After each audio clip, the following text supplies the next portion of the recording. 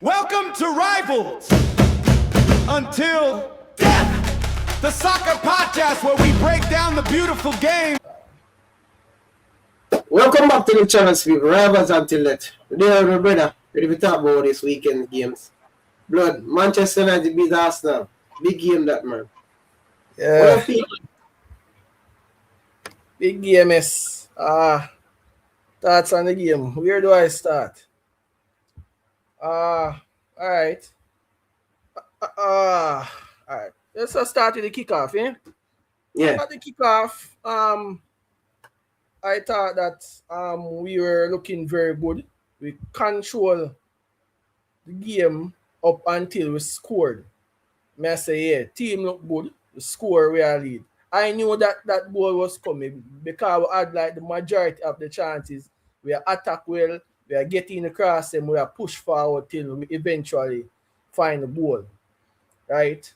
But when Zubi made the mistake and Manu equalized, brother. When Manu equalized, I literally see a drop in everyone's game. At the moment Manu equalize, it's like we just stop playing football. At that point, from them equalize, we start play like we nobody want to win. And with that goal, Manu just gain back them confidence because we did a kill them off. Them never have no confidence up until we score. But when them find back the goal and we start play, them find back them confidence. From that, to me, we just look like we just never did want to continue play football. I don't think we play like we deserve to win the game. Honestly, I don't think we play like we deserve those 3 points. Man, you take the lead, right? We score back. Even up until when we score back, I still don't think we were pushing hard enough to really get over the line, get the 3 points. I thought Arteta as well made terrible decisions. There's no way you can have Saka, your best right winger, in the squad.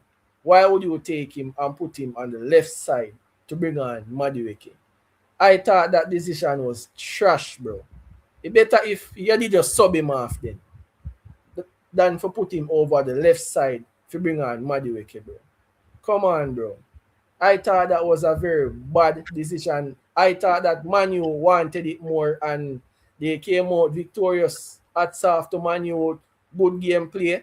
I thought we could have at least walked away with a point, but we just never look like we did deserve no points at all.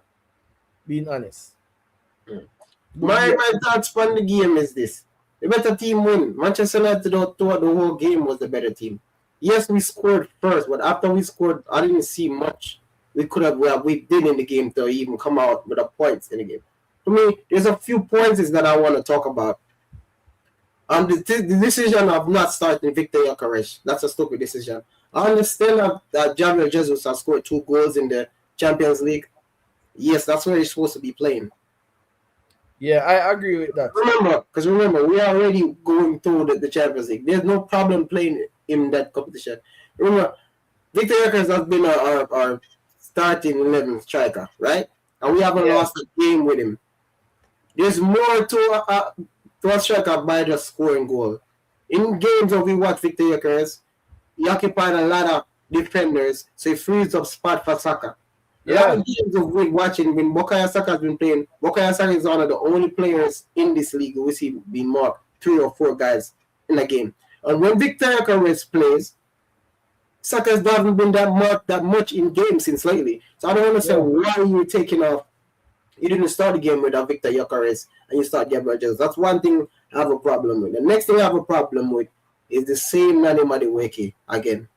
There's no reason for you to take off your talisman or have your talisman switch his best position and put in Nani Madueke there. Nani Madueke haven't done nothing at all for us to be putting him over there. I can understand if you put a Gabriel Martinelli over there, because Gabriel Martinelli has been scoring a lot of goals. But for you to switch Saka and put him on the left side, that's stupidness. And Martin Odegaard, it's time for us now to put Martin Odegaard on the bench. I've seen Mikel Yeah. Arteta being ruthless with a lot of players. He needs to be ruthless with his captain. Martin Odegaard from the start of the season up until now, he hasn't been performing to the high standard that we expected of him. I'm not saying he's having a poor season, but he haven't been performing to the high standard. It's time for us to put him on the bench. Treat him the same way as you treated Eberechi Eze this season. Eberechi Eze deserves the start over him now. That's the problem that I've seen with the game. And for me, Manchester United deserved that win. I didn't even think we deserve a draw from the game, bro. Yeah, they really deserve the win because I sat down and watched the whole game, and we start to lose the game the moment Manu equalized. Me said, I don't think we're getting 3 points from this game. The game we just gone downhill from the man them equalize. It's like all of the man them spirit drop. It can't be like that, bro. This is football. We are going to make mistake at some point in time. Right? Yeah, so, another thing I want to mention, the defending this game was very poor from Arsenal. It's the poorest defending I've seen Arsenal defense I from the start of the season until it's the poorest, bro. I would say it's the poorest Premier League game I've watched this season. I was very disappointed with the whole game. I was very disappointed. I thought that we were too comfortable at home. We took the lead and we got very comfortable.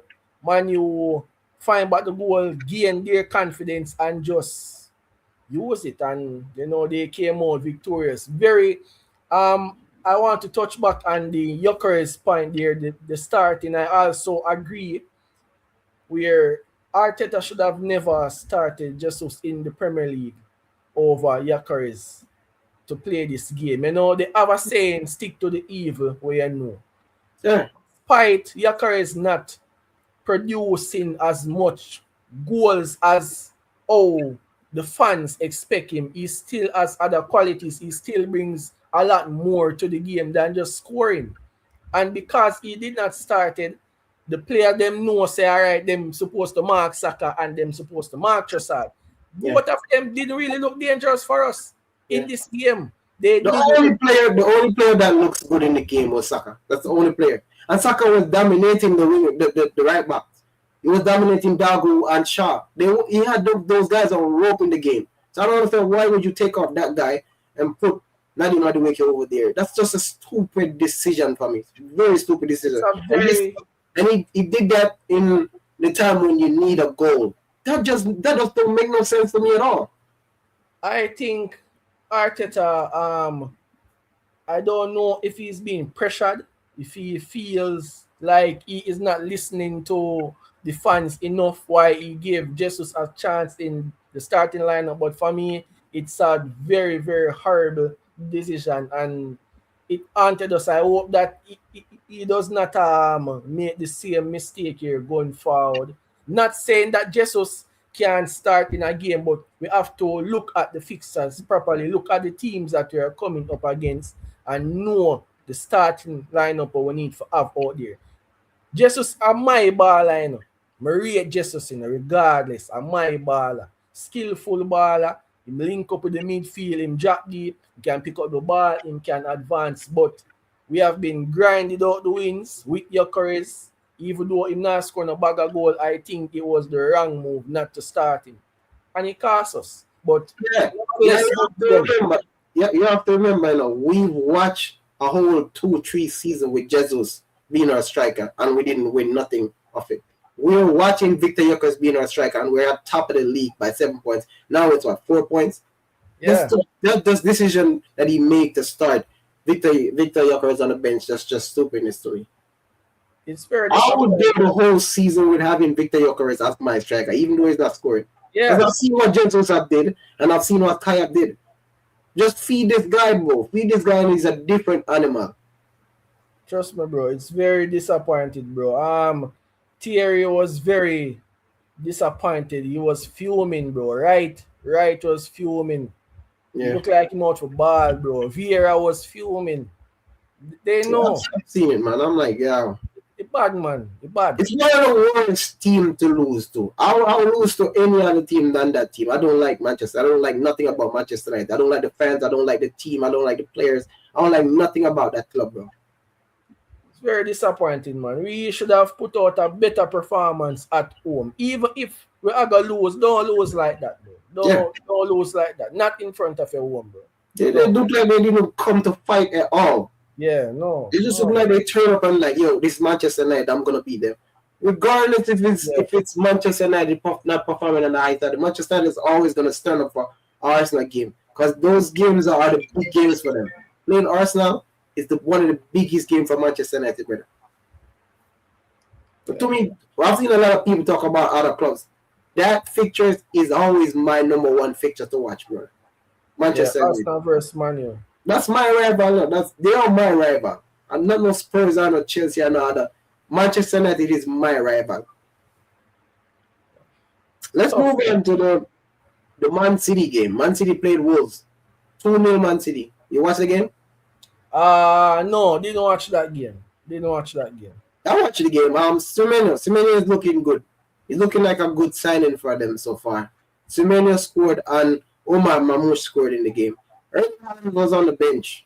And I feel like that was the right decision of Pep Guardiola to be having Erling Haaland on the bench. Because for the past, 5 games, he haven't really done much. And nobody's really saying much about it. Well, I understand the reason why people are not really saying much because he's still the top goal scorer and he scored a lot of goals. But at the end of the day, you need points, you need goals. So I understand why would he start Omar Mamouche up there. And he started Omar Mamouche up there and they scored. So that's a good thing for them. Let's move on to the Liverpool fixture. Liverpool lost. Liverpool versus Bournemouth. Bournemouth was at home. 3-2 was the game. Oh my. What a game. Liverpool just they just need to just focus. I think it's time now where they should forget about trying to win nothing major this season and start to try focus on their rebuilding. Van Dijk was horrible. A lot of the players in that game was very horrible, and I see where they are missing a lot of player in the team now. I think they need to start to focus on rebuilding. I think it's coming to an end of their good run, their good crop of players. I think they just need a facelift.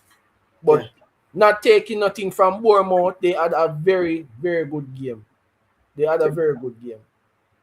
me, Van Dijk, it's time for Liverpool to move on from Van Dijk.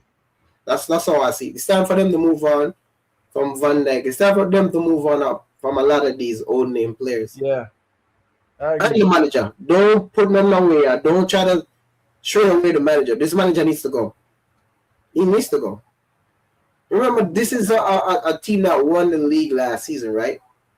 And they had it on 500 millions on top of it. They should be way better than now they play now. And we're watching a Manchester United that's only playing in one competition. The Manchester United that came, I think it was 15 or 16. About 15. About 16? Yeah, above them. Yeah. That's just don't make no sense to me at all. And this is a Van Dijk that a lot of people, even me, because for the past few seasons, you could say he was the best. He was the best defender.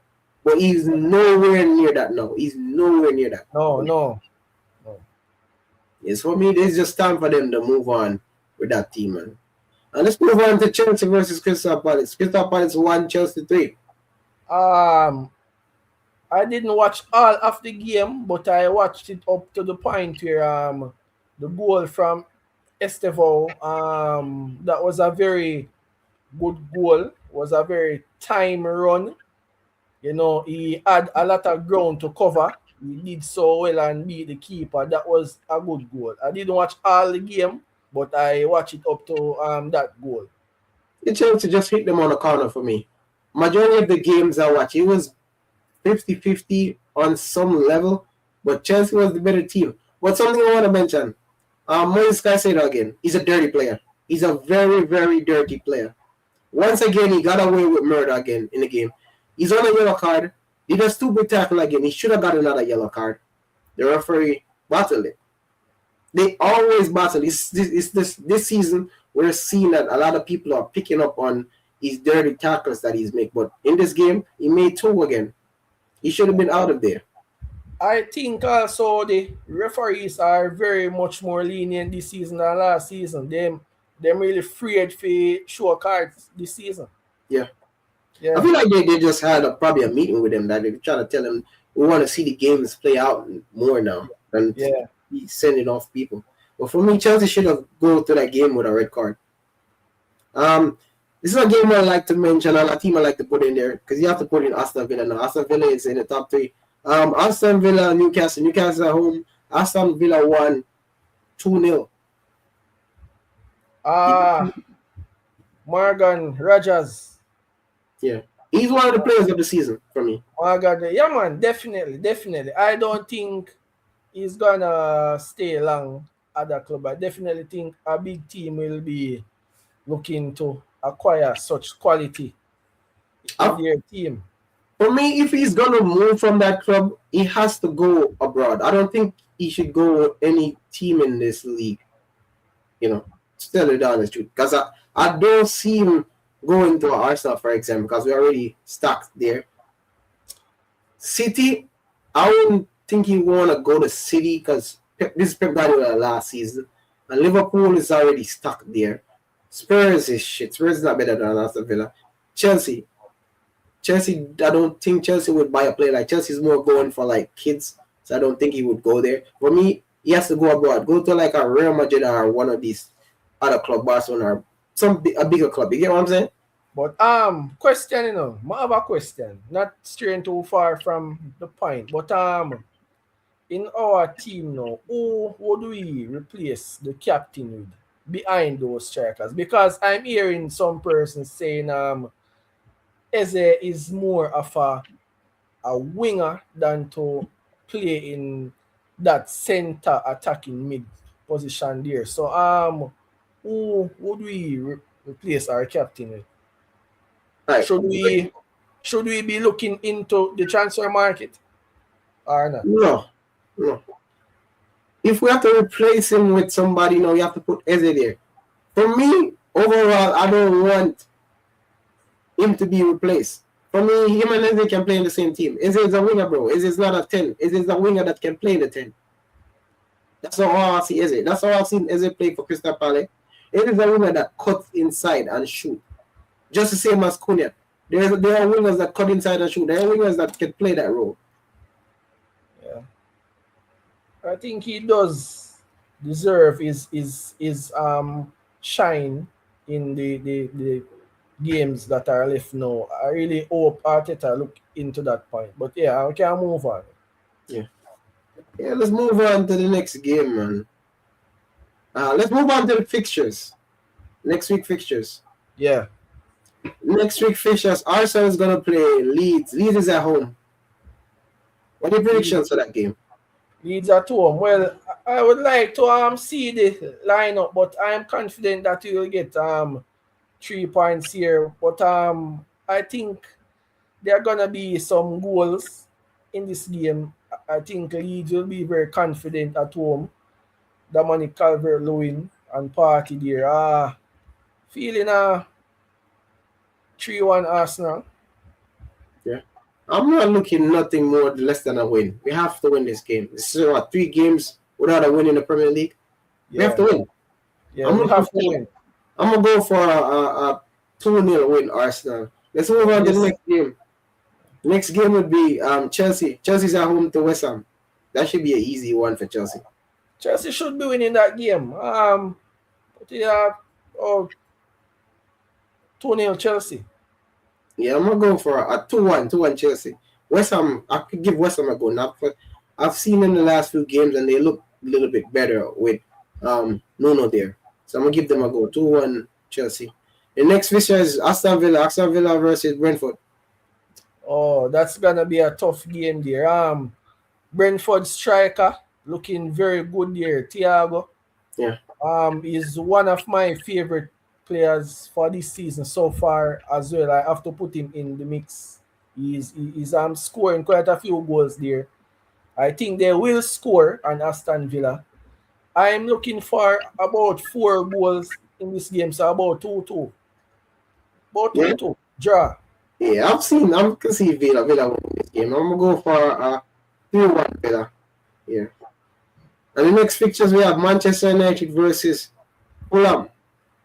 Ah, These are home. well, Manchester United, I think they will come away with the win.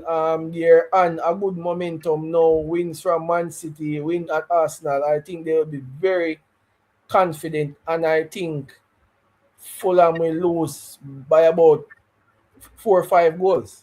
I think they are going into that game with very confident to win 3 points and make a statement. I think they're on a very good point right now.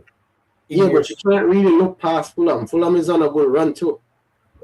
Nah, look past, but I think Manu is on a good momentum going into this particular game. I think they may score a few goals and win. Well, for me, Manchester United always gonna turn up against the big games. It's games like this where they don't really show anything. So for me, I'm gonna go for a 2-2 draw.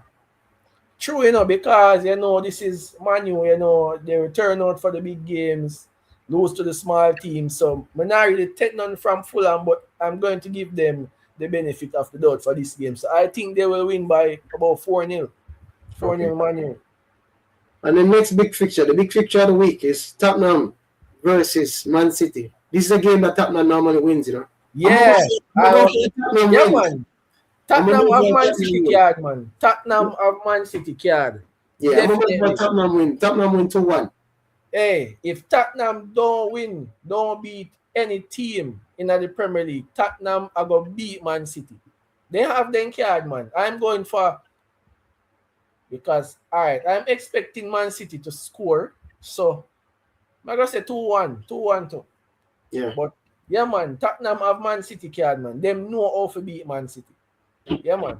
Yeah, and that should be it, guys. That should be it for this week fixtures and next week predictions. Guys, if you reach this far in the video, please like, share, and subscribe. Every time, active up.